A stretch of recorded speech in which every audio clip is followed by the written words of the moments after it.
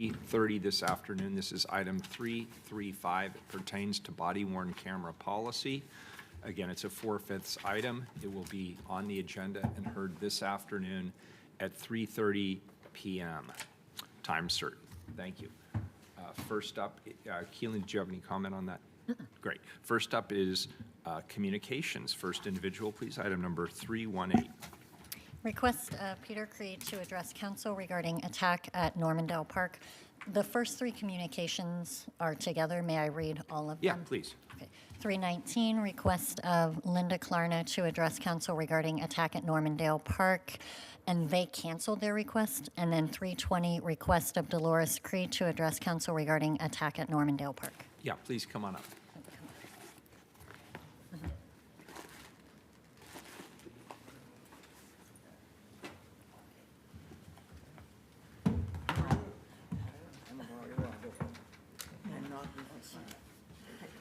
So, Keelan, I only heard two names read. There's three people. Yeah, Peter Creed, Linda Klarna, and Dolores Creed. Okay, great. So collectively, would you like 6 minutes, or would you like, or excuse me, 9 minutes, or would you like us to do 3 minutes each? What's your preference? Don't know her. Three. He and I are going back and forth for our 6 Oh, minutes. okay, terrific, great. And then they'll go to her. Okay, great. So we'll do 3 minutes for you and 6 minutes for the two of you. Great, thank you. Welcome. Thanks for being here.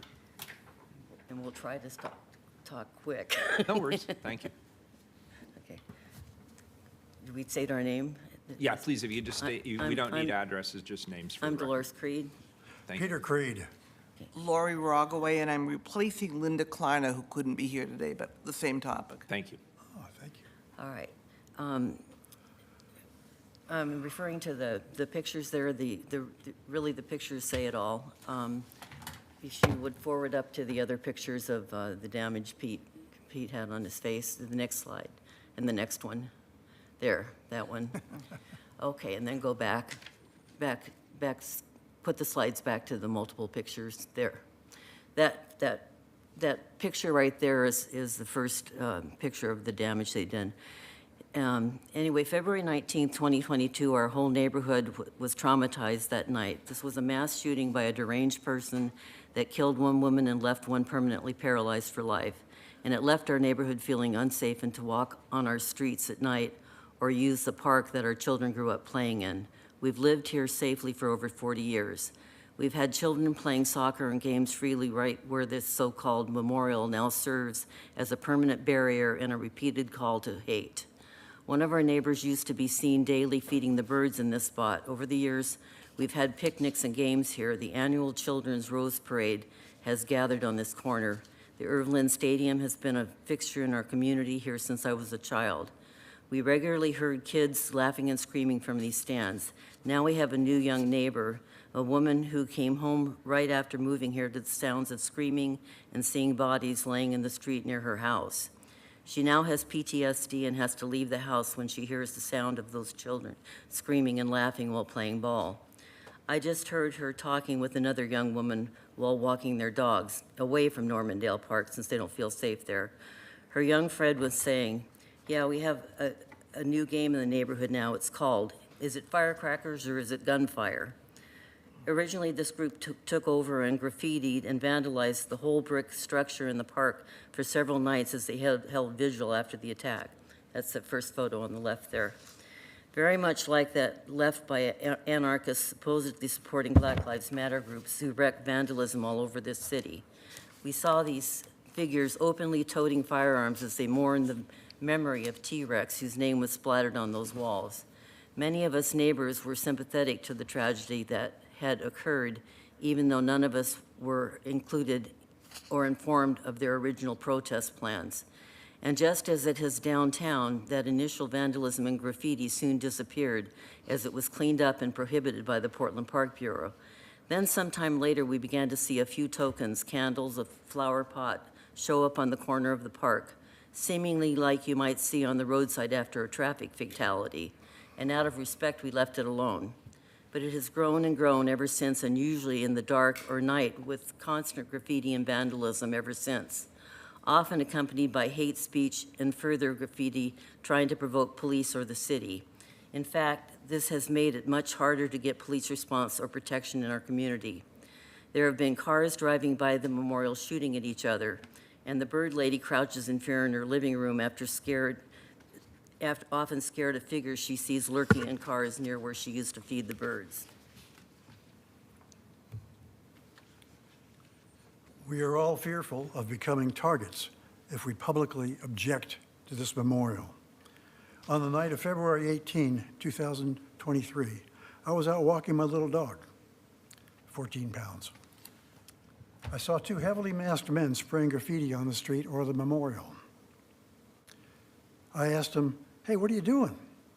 And one of them replied, "None of your fucking business. It's a public street, we can do what we want."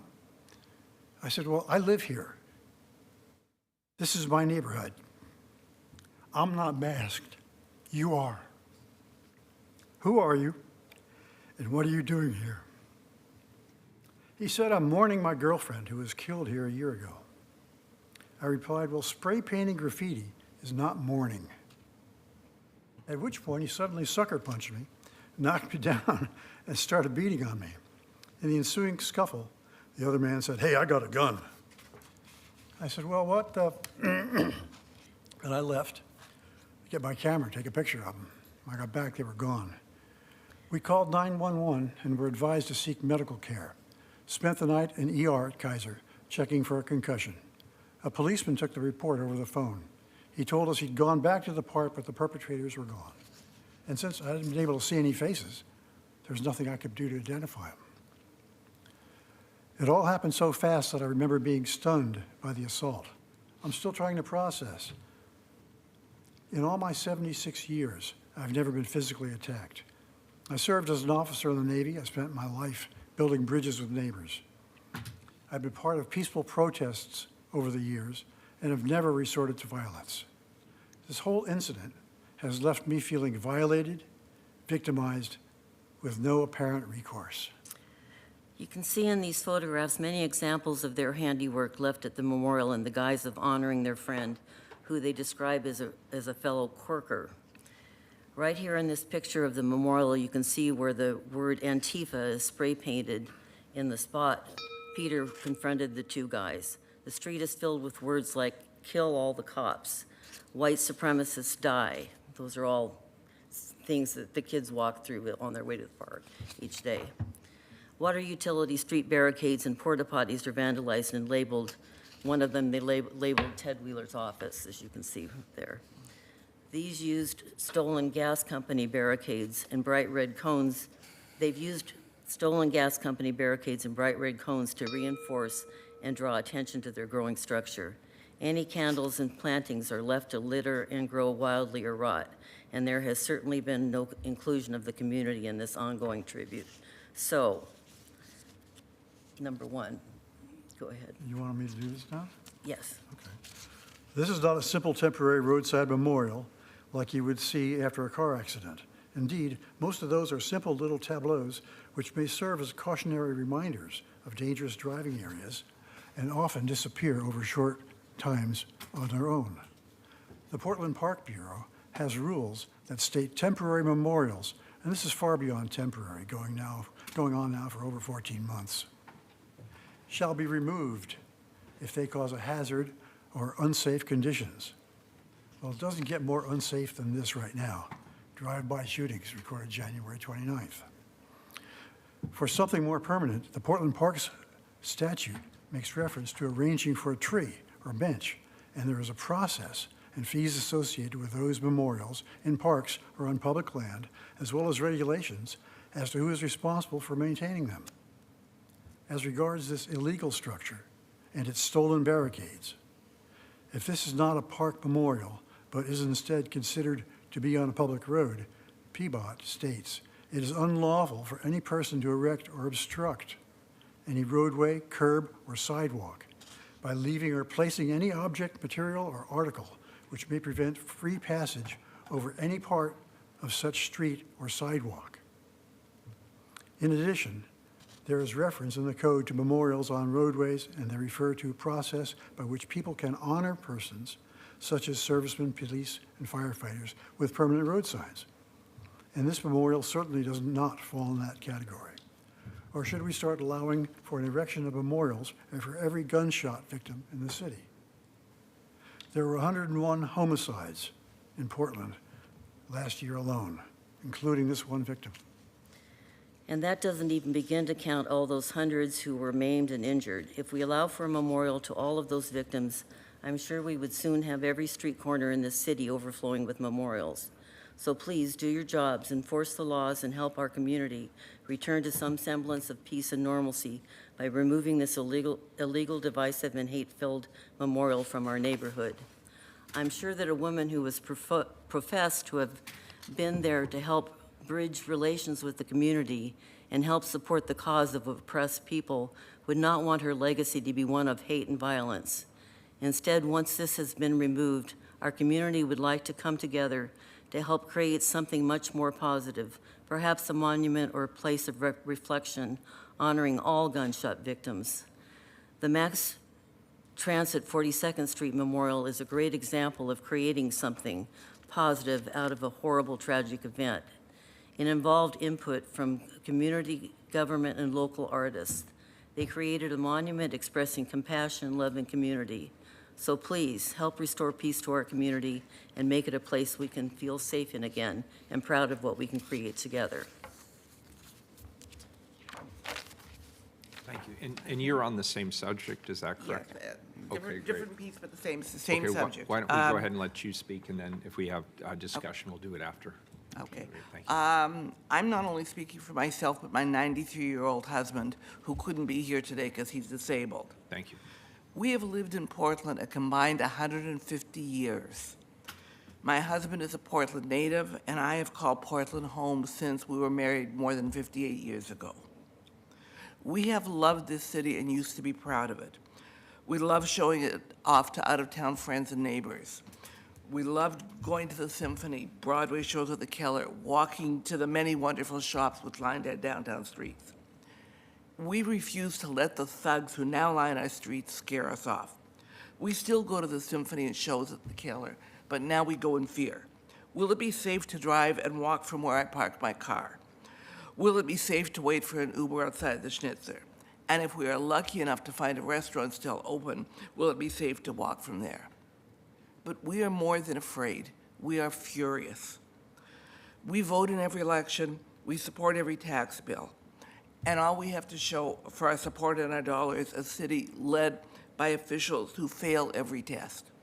You take our dollars and cannot figure out how to get the homeless who want another chance off our street. And you cannot figure out how to get those who simply want to live in our streets because we are a soft touch off of them. I'm not talking about the mentally ill who deserve our support and that we have failed to provide. I am not talking about single-parent families who desperately want to give the children a chance for a better life.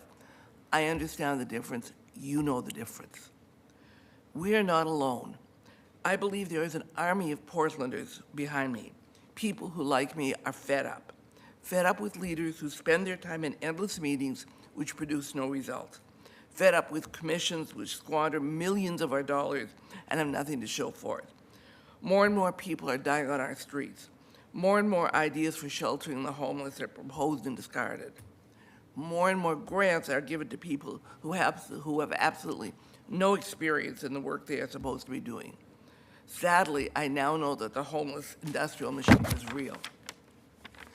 If I had the power, I'd demand of all our elected officers, you, the mayor, the commissioners, county commissioners, chief of police, anyone who has the power to restore our city, and ask them to come back with us, the citizens who put them in office and pay their salaries, in 3 months with a concrete plan to save the Portland we love.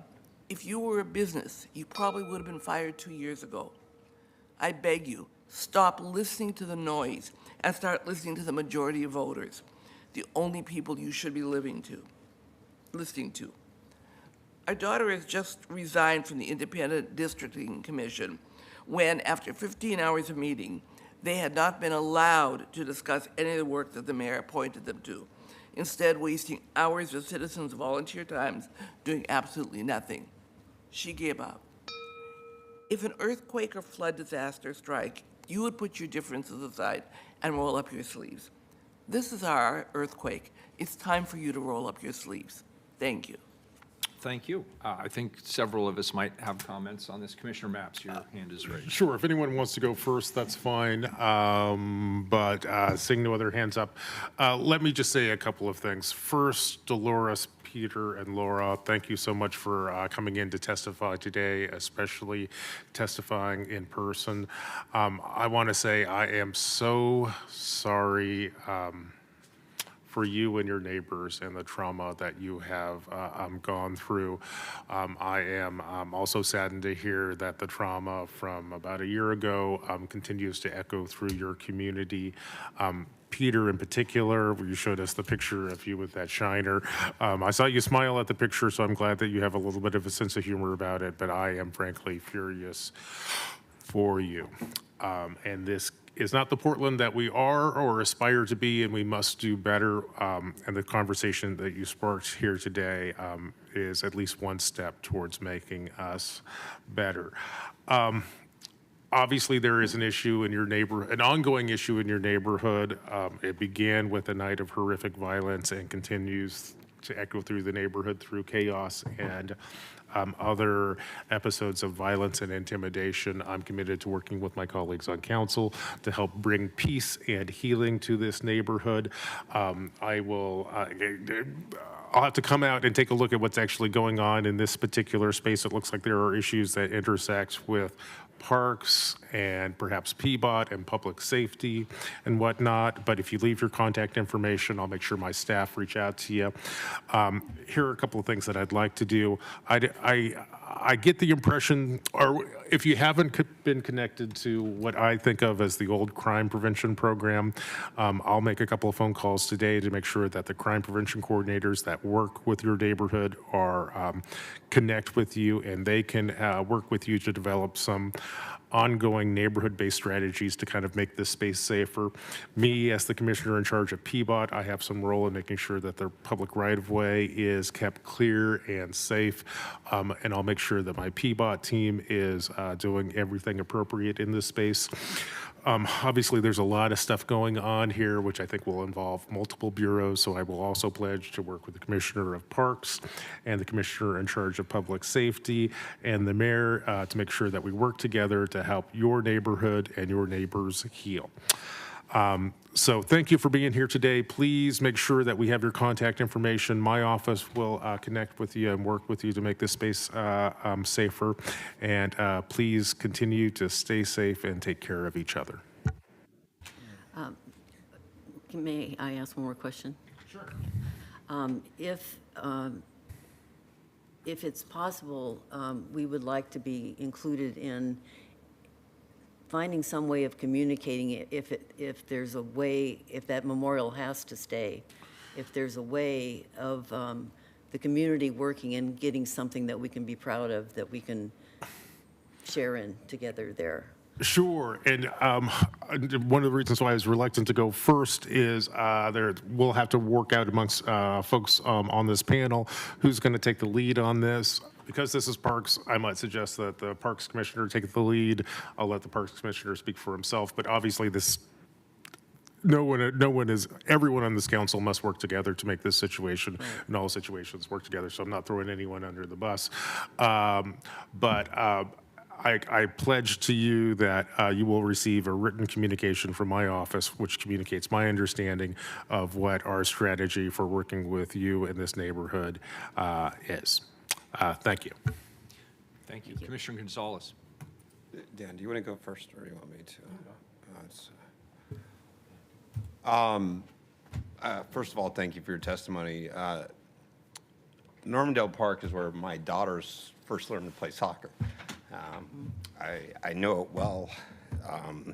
It's a big part of the community, and so I am saddened and angered by what I've heard today. Our city has tolerated political extremism, anarchist folks on both sides of the political spectrum that for far too long, that threaten with violence, that disrupt our political processes, that intimidate people before you. They have threatened me personally. They have shown up at my house. They have damaged my campaign office. So I know this group well. And so I'm saddened by what has happened to your park, to your community. I am angered by what these anarchists do to our city. And my commitment is that while I'm on this commission, we will invest in public safety. We will take zero tolerance with their political crimes. It's at the same time, it feels like some days we're outnumbered. The good guys are outnumbered in this town in the face of the forces they face. We just got over 800 sworn police officers. That's a step in the right direction. We're changing the tone in the city as best we can and in the county to focus on victims, to create an environment that has zero tolerance towards this political violence. But we have a long way to go. And all I can pledge is that I will commit to fight with you day and night to restore the Portland we all love. With respect to the homeless problem, the various segments there, it continues to be a complex and vexing problem for our community. It is a complex and vexing problem for the entire West Coast of the United States. There is no doubt that we have enabled certain behaviors in the city of Portland. There is no doubt that we are attracting a migratory element of the homeless. There's no doubt that we have criminals sleeping on our streets and preying on our compassion. I have zero doubt on any of those. At the same time, as you alluded to, we have people that are struggling economically. We have folks that are struggling with mental illness and substance use disorder. We have seniors in our community that are going to be housing unstable for the rest of their lives, that we have an elevated ethical responsibility to. It is a vexing and difficult issue. I wish I could give you a silver bullet on it. I wish I could tell you in 90 days we can flip a switch and it's going to get it fixed. It's not. We may never solve the homeless problem in the city of Portland. We may be fighting that for the next generation. But we have seen a Portland that was better than it is today, right? We've had addiction and mental illness in our past. We've had economic displacement, and yet we still had cleaner and safer streets than we do today. So I can't promise you a simple solution on that. It doesn't exist. I don't think anyone has it. But I think we balance demands for personal responsibility, at the same time compassion for those that are struggling. That's the only way forward, I think, for a city like Portland that still deep down has a good heart and has compassion. But we have to reinstitute expectations for respect of law, for personal responsibility, and that has been lost in recent years in Portland. So again, thank you for your testimony. I am simultaneously saddened and angered. And all I can say is we will fight with you to restore the city we all love. Thank you. Commissioner Ryan. Hi. Dolores, Peter, and Laura. I think I have Dolores and Laura mixed up. Dolores? Okay, got it. Dolores, Peter, Laura, thank you for being here. It's really important that we start out meetings like this. Following up on what Commissioner Gonzalez said, it's been personal for me too. One, I'm born and raised here. Two, as my spouse reminded me last night, they were away for a few days and they slept really well. And then they came home and they reminded me that since we've had visitors like over a dozen times at our house, it's really impacted their sleep patterns at night. So I had to hold that conversation last night. And then it pivoted to how important it is that the majority, the silent majority, starts coming forward. And so thank you for being brave. Thank you for your courage to come forward. I can't tell you how many people will not come to a meeting and speak the truth like you are. Because not just here, but around our country, we allowed the polarization and the extremes to dominate. I think someone said the noise. And often we have politicians that feel like they have to choose sides. I consider myself a really boring, middle-of-the-road, methodical thinker. And I actually think that's what we need right now to get our city back on track. We've had a lot of idealism without action plans that got us here, and this didn't start recently. That's been going on for a while. So my point is, there's a bigger picture here, but I wanted to salute you for having to be brave and to show up. And I hope that you keep talking to your friends, and I hope that they come to meetings. I hope that they even interact with that thing called social media just a bit. Don't do it too much, so that you're seen and so that elected officials know that you're out there, because you are the majority, I believe. So I really do thank you for bringing this forward. And on the parks, it was mentioned I'm the Parks Commissioner. And when you're the commissioner, you oversee the Bureau. You communicate with the bureaucratic leaders who are professionals that you trust to do their job well. I will ensure that this is on our weekly check-in. It wasn't on my radar, so this is how it works. There's a lot of things on your plate, and it often takes this type of voice. Karen, you're in the back. Could you wave your hand?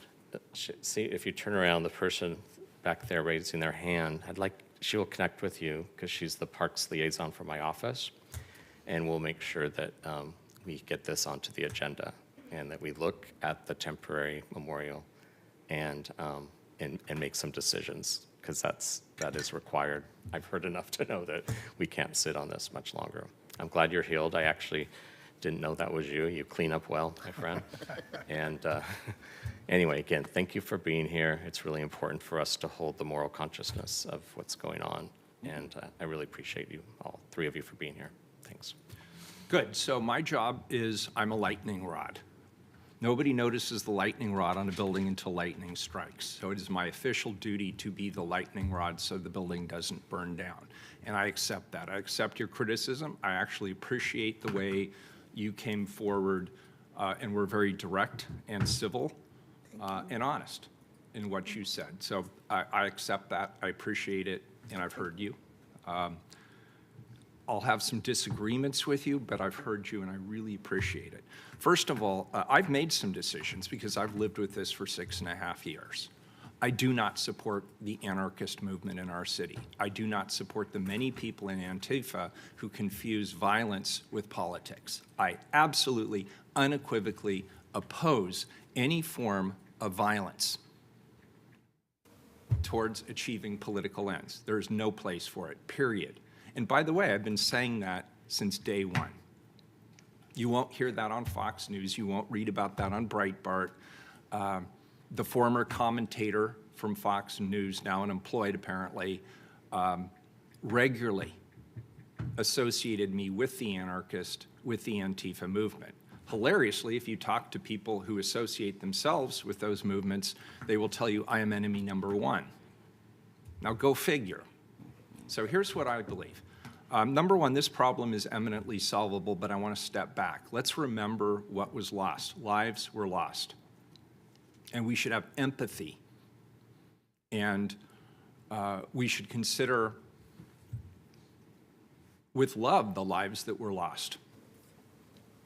And I can only imagine the grief that young woman's family and friends must feel. And I don't want to in any way discount that. It's a horrible thing that happened. And I think we can all, as a civil society, agree with that. But I have no problems getting rid of all of this. I don't think there's a decision to be made. I think we should go out there and we should clean it up and we should do it today. I don't know what we're waiting for. There's no place in our city for the kind of graffiti that is there on the street, particularly. I actually think the Ted Wheeler's office one, you sort of smiled, I sort of smiled. Okay, that was a little bit clever. But the hate speech, kill cops, shoot back, violence, there's no place in a civil society for that, particularly painted on public right-of-ways that belong to all of us, including our kids. So let's get rid of it. Let's agree to that. We're going to get rid of it. I hope that's our agreement.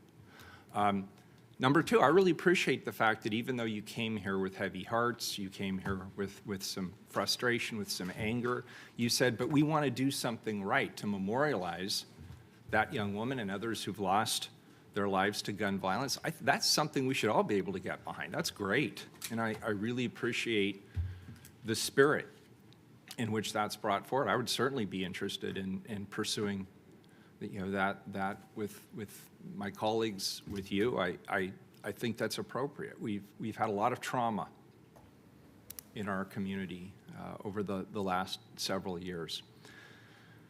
With regard to the other issues, I assure you that we are working very, very hard. None of us have monopolies on the truth. How do we address societal issues around a lack of behavioral health care, around a lack of substance use disorders? Our streets are being flooded with fentanyl and synthetics like P2P meth. Those are not historically city issues. Those are upstream health and safety and infrastructure issues, but we deal with them because when our safety nets don't work at the federal level, at the state level, or at the county level, what happens? The safety nets all tear through and the problems manifest themselves at the street level. And that's what's happening. And so I want you to know, my head's firmly in the game. I'm 100% committed and in the game to resolve these issues. And we've worked, as one of my colleagues noticed, I'm very proud of the work we've done around the police bureau. I am the police commissioner. We've recruited many new, outstanding young officer candidates to come into the bureau. I'm really pleased with the diversity of those candidates. We've worked to reduce gun violence through standing up the focused intervention team and the enhanced community safety team. We've worked with community advocates. This council allocated resources to go to organizations with credible interveners and people. I don't have credibility with the anarchists. They're not going to listen to anything I say. They'll do the opposite of what I say. But there are people in this community who are credible interveners, who have the trust of people of all walks of life in this community. And this council is invested in organizations that work directly with those individuals to help change lives. When I see all this graffiti, as I say, it appalls me, it abhors me, it's disgusting, it's violent, but I also know that behind it somewhere is a hell of a lot of fear. There's a lot of trauma that leads somebody to put that kind of messaging in a public space. And there has to be a way to try and reach those individuals too and meet them where they are to see if we can turn their lives around and get them doing something positive with all of that energy rather than trying to beat up distinguished members of our community. That's not acceptable. We're working well with the county and with the governor around homeless strategies. I'm actually more optimistic than I've been in years around our ability to address homelessness, address the unsanctioned street camping that we're seeing across the city, addressing the livability issues around litter and graffiti that we're seeing all over the place. I actually feel pretty good about where we are. And for me to feel good about anything takes quite a lot, believe me. And I'm feeling pretty optimistic. Last but not least, and then I promise I'll stop. See, this is what you get for coming to testify. It's not the majority. I disagree with some of my colleagues who feel that the majority has gone south. This is a very small group of people. This is a very small group of people who get disproportionate voice in our community. And I would dare say, if I were an anarchist, you know what I would try to do? I'd try to get you to come here and scream at all of us about what incompetent boobs we must be to allow this to happen in the city, because it destabilizes our local institutions of democracy. It destabilizes our civic infrastructure. And while some of the criticism leveled towards me, towards my colleagues, is absolutely well-deserved, I'm not saying it's not. But I am saying let's keep in mind that the vast majority of people in this community still support democracy. Democracy is when you come in and you say, Ted, I think you got it wrong. That's democracy working exactly the way it's supposed to. And I refuse to believe that a handful of people in this city who believe in violence, who believe in property damage as a means of political expression, I refuse to believe that they will carry the day in the city. And the reason they won't carry the day in the city isn't because of what we're doing up here, it's because of what you're doing at that table today. You are standing up to them. And you are saying, not in my community, not in my neighborhood. And what we need is for people to see and respect you and your leadership and your courage and your willingness to take time out of your day to be here today, and let them know that, yeah, it's okay to speak out against things in our community which are unacceptable. So everything you've shown me in this, unacceptable, 100% unacceptable. It needs to be gone. It needs to be gone yesterday. And I will support that position. Commissioner Ryan. Yeah, Mayor Wheeler, I just want to check in with you on what you said. which colleague referred to the majority as the people doing the damage? Because I was the only one that talked about the majority, so I want to make sure for the record that It was I'm not corrected. you, Commissioner. I don't feel that I need to revisit the record, but I distinctly heard somebody say it feels sometimes like the people of this community don't appreciate, and maybe I misheard my colleague, but I want to be very clear. This is not representative of Portlanders. Exactly. This is representative of a very, very small group of extremely angry people who do not know how to take their energy and put it into something positive and productive and supportive of the community. And that was my point. Just want to make They're sure not the that you heard majority. we were They're all a on the same page Small, about loud that. minority of individuals who believe in violence and criminal destruction as a means to political ends, something I will fight to the very last breath to oppose. I do not support that, and I never will, and I never have. Any other comments? Thank you for your I public can testimony. speak. One more thing. Good people, and we are good people, need to know how the hell to work to get things done. What's the roadmap we use to include people? When I go back to the park and I say, well, yeah, what you doing? Do I expect to be assaulted again? Or should I call the police first, say, I'm going down there to try to, no, I'm going to my neighbors because of this, my neighbors know me. And I will help engage neighbors of mine and they all say, yeah, that's the right thing. We should have some sort of memorial that is publicly supported, not something dropped down from outside, but supported from the neighbors, grassroots up, because that's who we are. And I'm just looking for a way to do that, that's effective. So I'll suggest one idea, and this is, you can take it or leave it. Again, I have no monopoly on the truth here. But I really liked your idea of trying to come up with some sort of a positive message or memorial or remembrance around gun violence, and including this young woman who's being memorialized here, and have it be something positive as opposed to what, to my eye, and it's just my opinion, it looks like a bunch of blatant hate speech. That's my opinion. Commissioner? Mr. Mayor, I want to directly address Peter's question. You're kind of asking how to interface with government in order to work on this project. Make sure your information, your contact information goes to the clerk. My office will take responsibility for working with the commissioner in charge of parks and the commissioner in charge of public safety to develop a strategy for addressing the livability problems that are happening in this park. I think we can do that by cleaning up the right-of-way. If there's inappropriate stuff in the right-of-way, there might be some litter cleanup that needs to be done. The crime prevention program, I think, could also be helpful in this space. We'll work with, and frankly, we will need to, and this is kind of what crime prevention coordinators do, they will work with you to help develop ongoing strategies and systems for keeping the park clean and safe. I love your idea of developing a permanent memorial here. I also believe that this is something that the Office of Civic Life historically has gotten involved in. So I think the city has the tools to actually help make this space better. And I agree with the mayor. This is a challenge, but it's not rocket science. I think that we should be able to work with you and make progress here right away. First step, make sure that we got your contact information and my team is in the room and certainly can hear my voice if they aren't in the room. I think they understand what I said and how to move forward on community development projects like this. Thank you. Thank you. Really appreciate your time Thank you, today. gentlemen, Thank and you. ladies and gentlemen.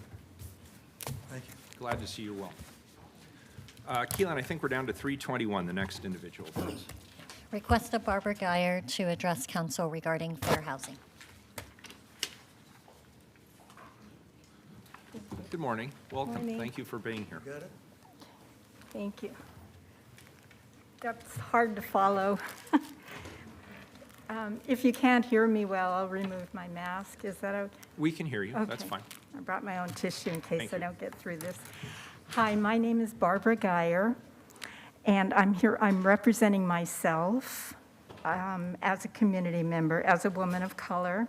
I'm here to talk about fair housing, but only one aspect of fair housing, and I'm here to ask for your support because it's an endeavor that I wish to do. First of all, I do sit on the Fair Housing Advocacy Committee. You've appointed me. I'm in my second term. And, but I'm not representing the Fair Housing Advocacy Committee, only myself. I'm also Barbara Geyer Real Estate. I have been in real estate beginning in California over 40 years ago. And for the last 20 years or so, I've had my business in California and in Oregon. I know the law, and I'm really trying to help eliminate race discrimination in housing, particularly for tenants of low resource, of an age, those who are unable or less able to speak for themselves. Okay, it is through the work that I did, that I'm doing on Fair Housing Advocacy Committee that I began to see that there's this vast area that's just not noted. And as we talk about eliminating the disparities in housing and removing barriers, no one is discussing the racial discrimination that is happening within the housing units, within the apartment buildings. Yes, I acknowledge you do audit testing. Audit testing covers when a landlord advertises a unit, and you can have a person of color, for example, versus a white couple apply for the same units, and you can compare the different treatment that they receive.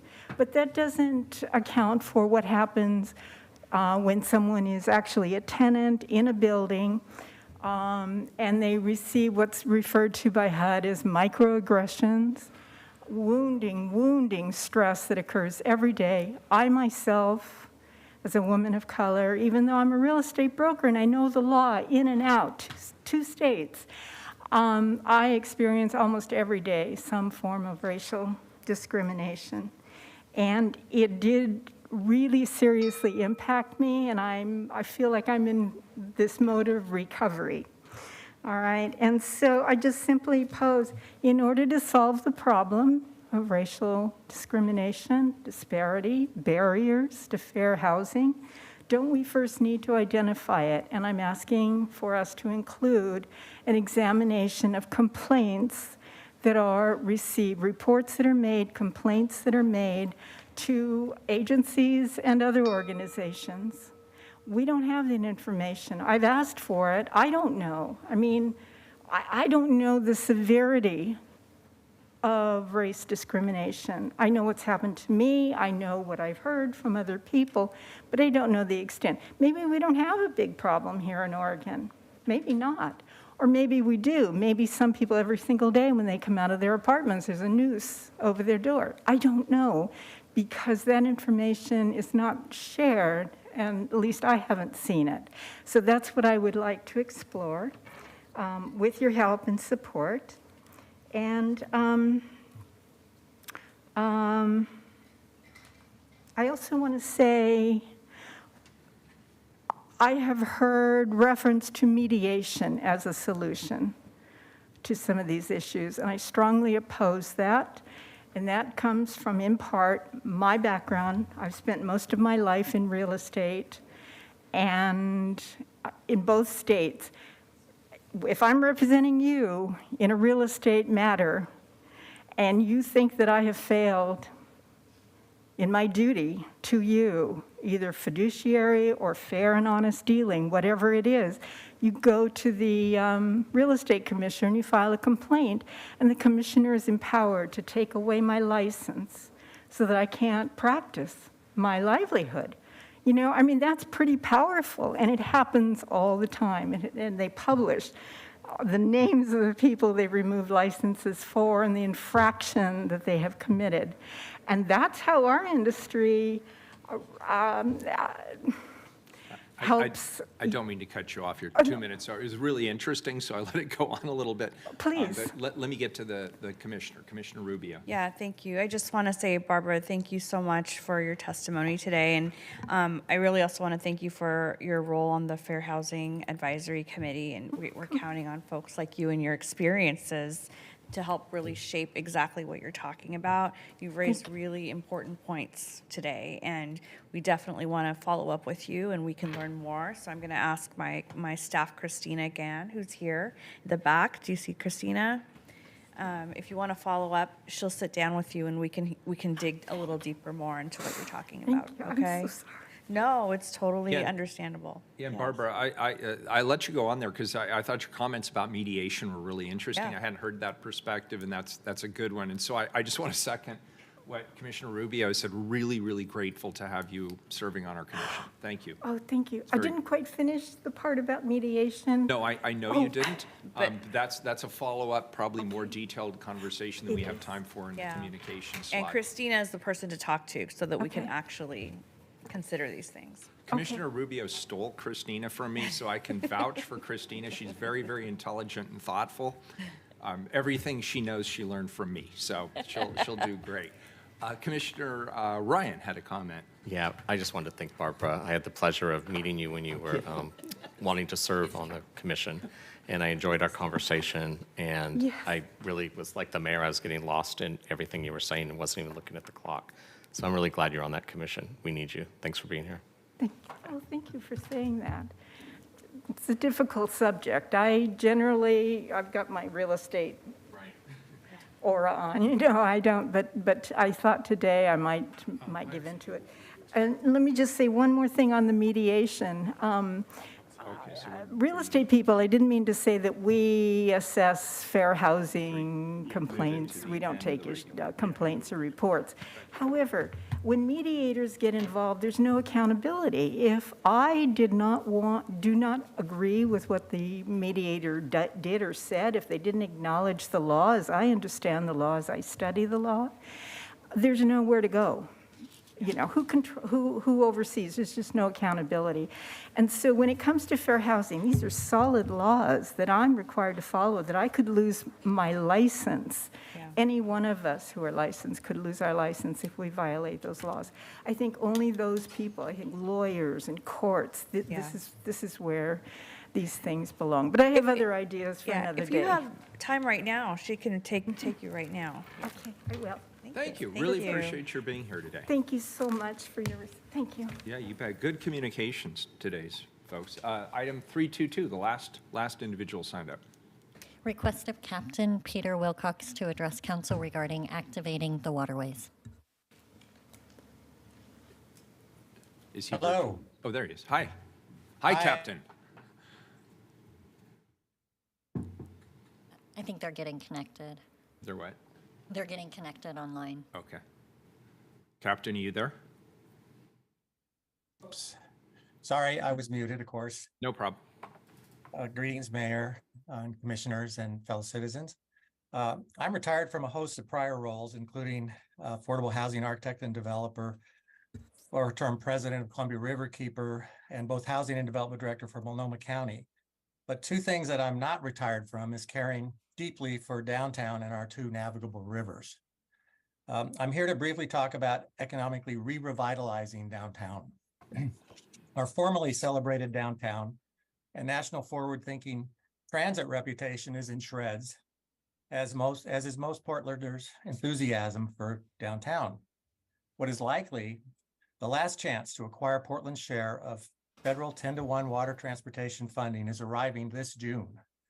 You have on your plate compared an outlandishly, ridiculously low-cost river transit pilot project that is shovel-ready with funding virtually insured, needing only a couple of simple steps and around $2 million as evidence of a pledge of $2 million as evidence of your support. With just a little of your and Metro's help, the first ferry will be on the river by 2025. Starting with a pilot ferry for Transit Star of St. John's to and from lower downtown, an electric passenger ferry system feeding south from Oregon City and north from Vancouver would reduce road congestion, and emissions, provide needed connectivity in the event of a subduction quake, get more Portlanders out of their cars and onto our rivers, and help one of Portland's most diverse neighborhoods overcome its exceedingly long transit rides. And more important, right now, provide a tangible spark to help downtown capture its former magic. It would also show Portlanders that its elected leaders can address both current serious problems and at the same time advance a vision of a better and more prosperous future for our once celebrated downtown. Thank you. Thank you. Appreciate your testimony. Thanks for being here today. And that completes communications. We'll move to the consent agenda. Have any items been pulled off the consent agenda? No items have been. Please call the roll on the consent agenda. Ryan. Aye. Gonzalez. Aye. Maps. Rubio. Aye. Wheeler. Aye, the consent agenda is adopted. Colleagues, the request of Commissioner Maps, we will move time certain item 323 to the end of the regular agenda. He has a press conference. So with that, we will move to item number 324, also on the time certain agenda. It is a report. Appoint Tina Bew and Joe Swank to the Design Commission and adjust Sam Rodriguez's membership category. Commissioner Rubio. Thank you, Mayor. As we all know, the Design Commission provides leadership and expertise on urban design and architecture as it relates to the design overlay zone and Portland's emerging centers of civic life. We recently heard the Portland Design Commissioners present their annual State of the City Design Report in March of last month. And we engaged in a great conversation that left this council with a deep appreciation for the passion, advocacy, and experience of these commissioners. Their dedication to help lift downtown Portland out of our current challenges with streamlined processes and concrete advice moving forward matters now more than ever. And today I am thrilled to recommend Tina Bew and Joel Swank for appointment to the Design Commission, each for a 4-year term. Finally, I'm also recommending the existing member, Sam Rodriguez, his category change from public at large to developer to best represent Sam's expertise and contributions, and to open the public at large category to best represent one of the new appointees. I'd also like to share a bit about our 2 nominees in the public at large and developer seats. Tina has many years of experience working in diverse groups, which require a lot of open-mindedness and willingness to have empathy, understanding, and appreciation for the diversity of individuals within a group or team. Her leadership on design teams has focused on this to help lift other voices up, as well as give individuals on a team more experience listening and making space for voices that do not sound like their own. Joe's work has been focused on increasing diversity in the architectural and related professions by targeting opportunities for BIPOC students.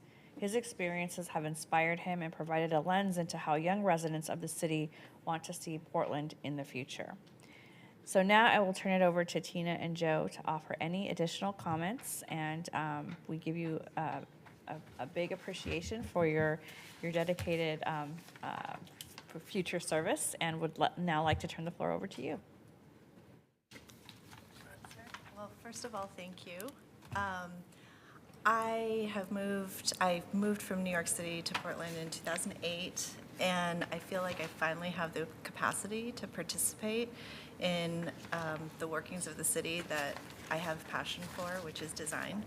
I've worked in the design industry for a long time, and I feel like someone like myself who's not an architect and not a developer, but has like a unique sense of like how people use spaces and how people engage with public spaces especially. Like I would like to represent voices that maybe aren't usually represented in this commission. So I'm very excited to be part of this and looking forward to really learning and growing with the team. Thank you. So thank you.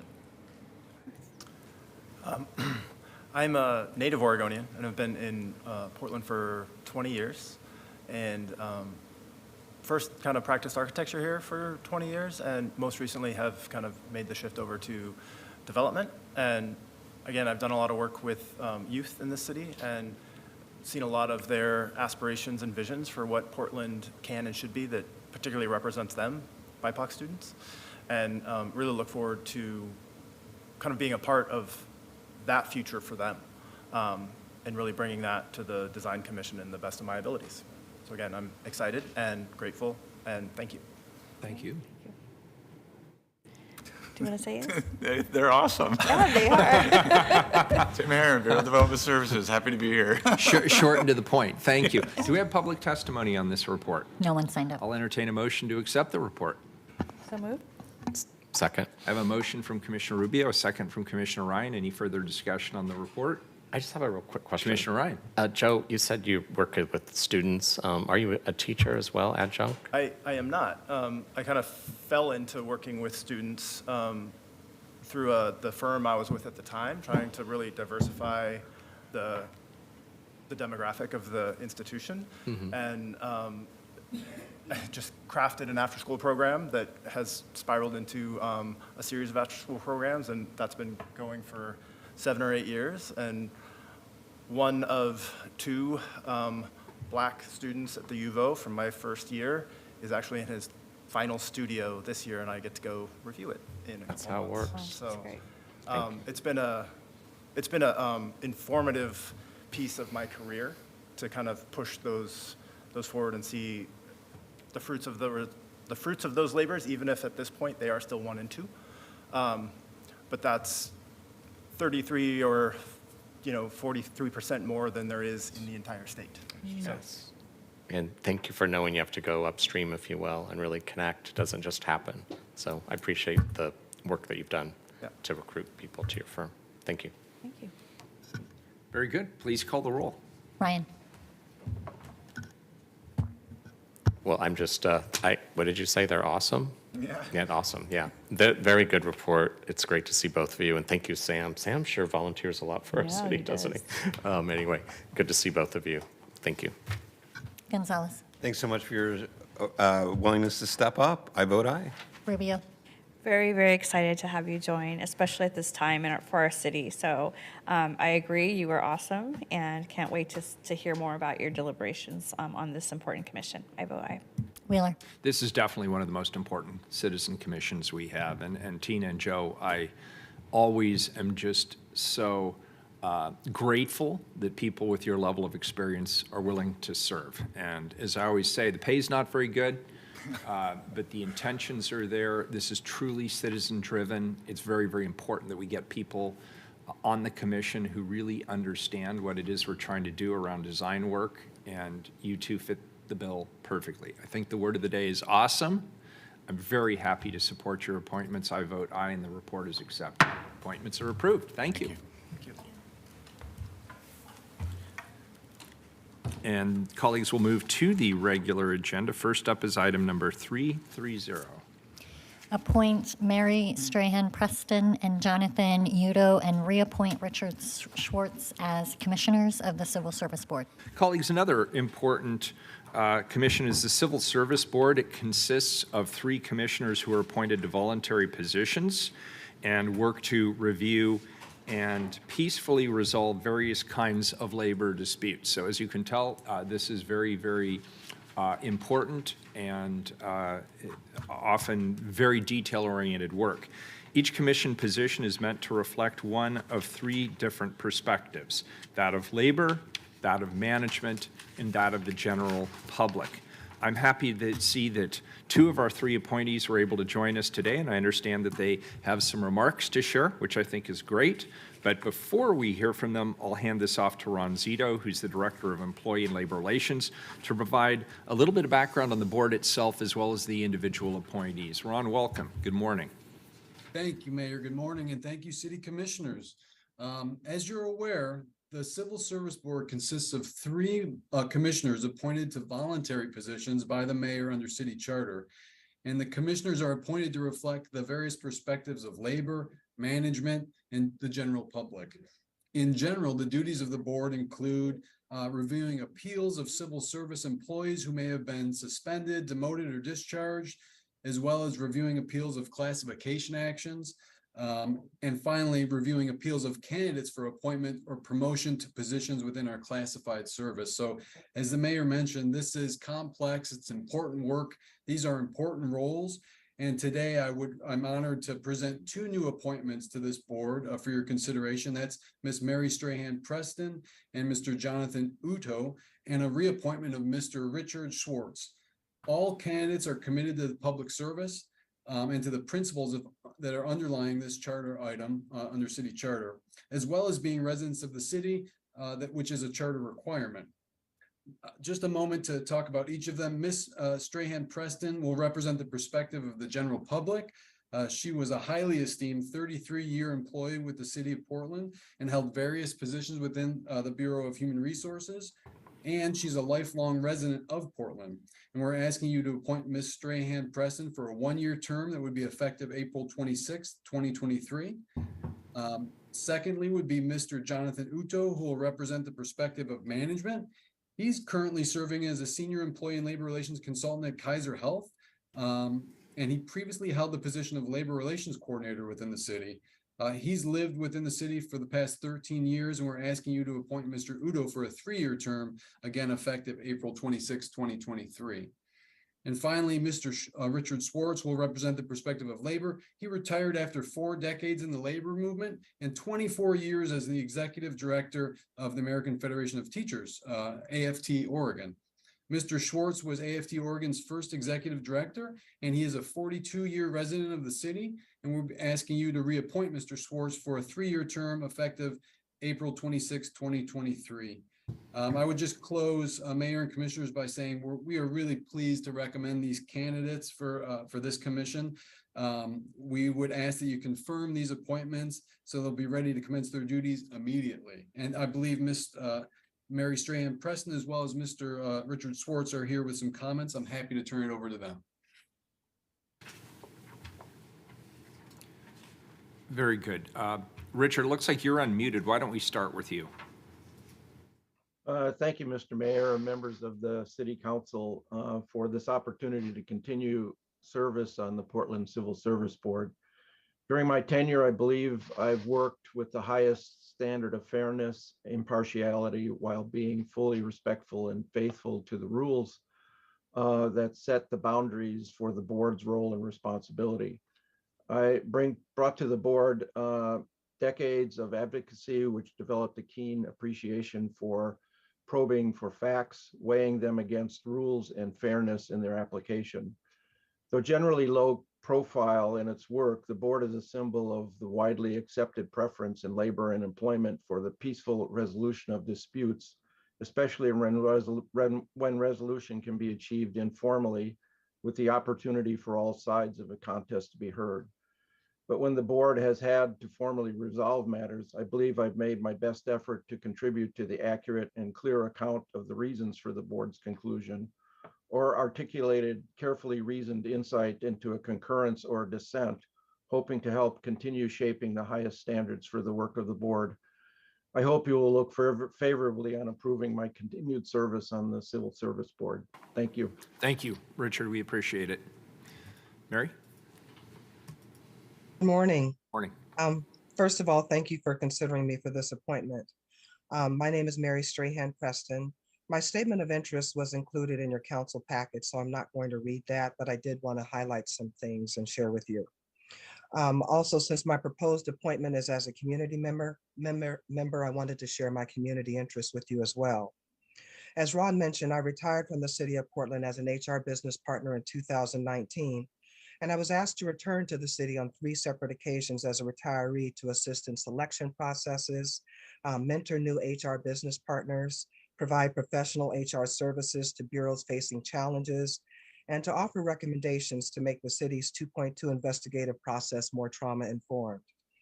In December of 2022, I finally decided to truly retire and enjoy my retirement with my husband, who was also a city employee until July 1, 2022. In my 33 plus 3 years of service with the city of Portland, I've more than 25 years of those were in human resources. I was also a former council clerk for 2 years when Bud Clark was mayor years ago. I was often commended by managers, supervisors, bureau directors, and employees for my listening skills, mediating some of the most challenging issues between employees and management, never shying away from difficult conversations, and bringing a unique perspective to the review, analysis, and resolution of employee matters. My investigative skills have also been commended. My approach has always been one of collaboration and desire to not only understand the issues communicated that may be recognized, but also the issues that may not be communicated because of someone's trauma. And then I don't stop there, but my approach also includes a review of the systems that may require improvement. In my role as a Civil Service Board member, I will not only be a board member who champions equity in the resolution of matters, but also go one step further and where needed, offer recommendations for change due to my knowledge, up-to-date knowledge of the city's rules, policies, procedures, and labor agreements. Since my role on the board as a community member, I did want to share with you briefly my background. Following my dad's retirement as a major in the U.S. Army, we moved to Portland in 1969. I attended public elementary and high school in Northeast Portland, and I also graduated from the University of Portland. I have been involved in my church, community organizations, and attend numerous events in North and Northeast Portland. I have raised an amazing daughter in Northeast Portland who also was very involved in her community. She attended public school from K through 8 and is now a third-year PhD candidate in Alabama. My husband and I own our own home in Portland, and we still reside in Northeast Portland in the Woodlawn neighborhood and are very involved in our community and our church. I look forward to bringing not only my professional expertise, but my unique perspective as a Black woman, longtime community member with a rich lived experience to the Civil Service Board. Thank you very much. Thank you. Thank you both. Do we have any public testimony No one on signed this up. item? Colleagues, any comments before I call the roll? I'll entertain a motion. So moved. Commissioner Ryan moves. Can I get a second? Second? And Commissioner Gonzalez seconds. Please call the roll. Ryan, Yes, thank you, Richard and Mary. It was nice to get to know you better. Those were great bios. And Mary, congratulations on your daughter going for her PhD. That must make you proud. And also the fact that you came back 3 times, that says something. And then I like that you said, now I'm officially retired, so you're joining this board. And that's exactly the right type of volunteer. You have such great lived experience. You're not on the payroll anymore. You can sit up here in that proper elevation and give us your great knowledge and insight. It's giving back in the years that you're now a part of, and I really appreciate that. Richard, thanks for signing up for more time. Thanks so much. I vote aye. Gonzalez, Thanks so much for your willingness to serve. I vote aye. Rubio, I just want to thank you both for your testimony today. It was really great to hear your experience and the wisdom and that you're going to bring to this body, and just we're really, really lucky to have you both. I vote aye. Wheeler, I want to congratulate and thank our new appointees, Mary Strahan Preston and Jonathan Udo, for joining this commission. I also just have to acknowledge Richard Schwartz for nearly 9 years of service on this commission, representing the labor perspective. I want to thank Richard for his continued service.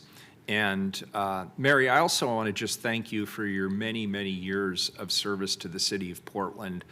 There were a lot of smiles here in the chamber when you mentioned your 2-year stint as the council clerk. I'm not shy about the fact that I love council clerks, and Keelan, who serves in that role, was just identified as the Wonder Woman recipient of the year for city employees.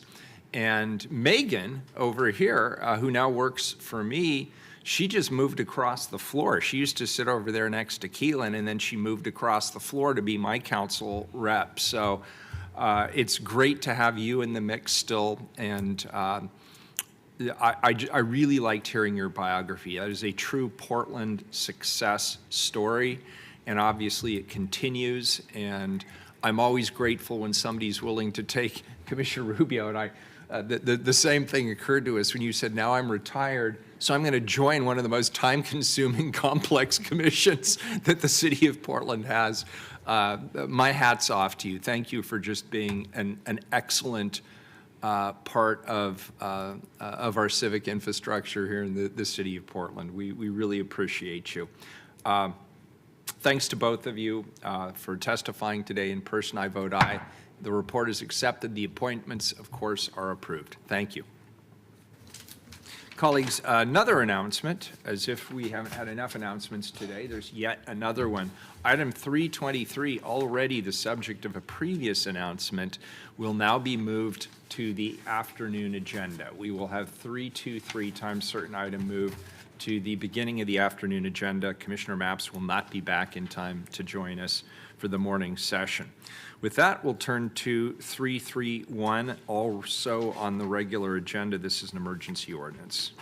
Authorized contract with Titan Utilities LLC for the Outfall 42 Maintenance Hole and Storm Sewer Construction Rebid Project for $1,313,140. Colleagues, this ordinance authorizes the Bureau of Environmental Services to replace a 126-foot stormwater outfall pipe that has unfortunately severely deteriorated. Chief Procurement Officer Biko Taylor is here to present the ordinance. Good morning, Biko. It's good to see you. Good morning, Mayor Wheeler, City Council. For the record, I'm Biko Taylor, the city's Chief Procurement Officer. On this particular project, the initial engineering estimate was $983,000. So an authorizing ordinance was not required. Procurement Services issued the invitation to bid on February 23rd, 2023, with a due date of March 23rd, 2023.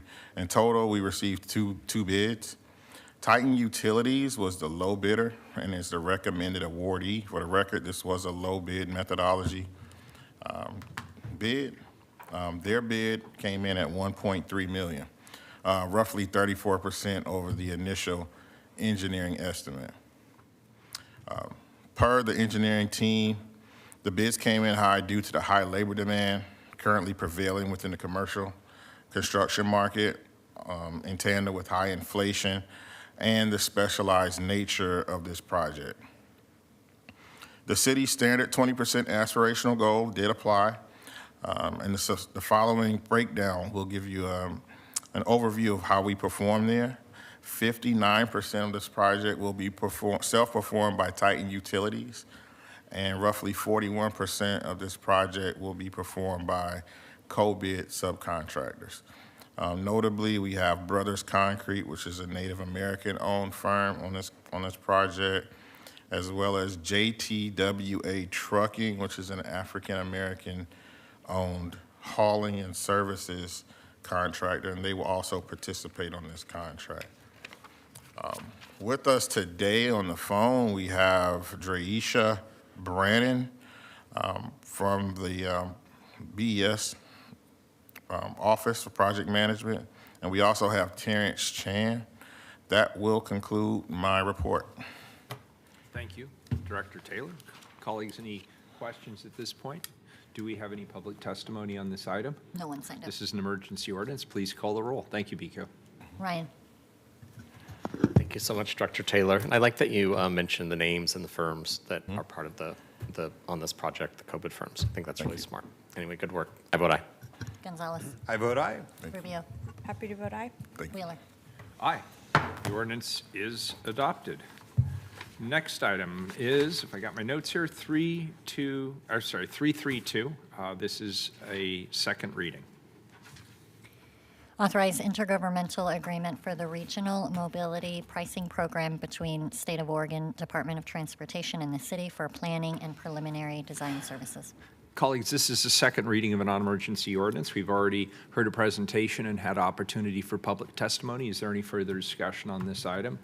Seeing none, please call the roll. Ryan. Okay, great. I thought this was moved to the afternoon. I got lost. No, I'm sorry, 323 is moved to the afternoon. Okay.